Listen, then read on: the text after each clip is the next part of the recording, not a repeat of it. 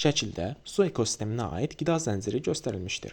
Bu zəncirin ilk trofik səviyyəsində produsentlər durur, hansı ki fitoplanktonlardır.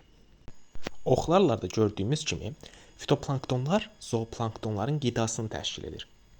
Bu zəncirdə zooplanktonlar birincili konsument, çəki balığı ikincili konsument, forel isə üçüncülü konsumentdir. Bizim isə məqsədimiz düzgün biokütlə piramidasını seçməkdir. Siz sualları işləyərkən əsasən iki tip piramida görəcəksiniz. Bunlardan biri biokütlə piramidası, digəri isə enerji piramidasıdır. Adından da bəlli olduğu kimi bunlar arasında fərq trofik səviyyələrdə biokütlə piramidasında onun kütləsi göstərilir, enerji piramidasında isə onun saxladığı enerji dəyəri göstərilir.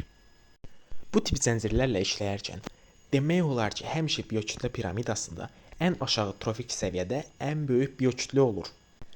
Çünki yuxarıya doğru getdikcə həm fərdlərin sayı azalır, həm də onların yediyi qidanın böyük hissəsi istilik şəklində ətrafa verilir.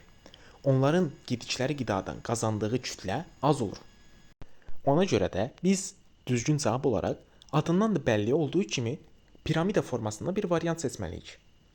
Əksər zəncirlərin biokütlə piramidası A variantında verildiyi kimi bir piramida olur.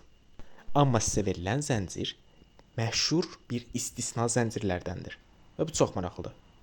Fitoplanktonların ani biokütləsi çox kiçikdir, amma onlar həddindən artıq sürətli çoxalırlar. Zooplanktonların biokütləsi onlardan çox olsa belə, biokütləsi daha az olan fitoplanktonları onların çoxalma sürətinə görə yeyib qutara bilmirlər. Nəticədə bu sualın cavabı olaraq fitoplanktonların biokütləsi az, zooplanktonlarınki ən çox, ondan sonra onlarla qidalanan çəki balığı və nəhayət forel balığı gəlməlidir. Və bizim sualımızın cavabı C variantıdır.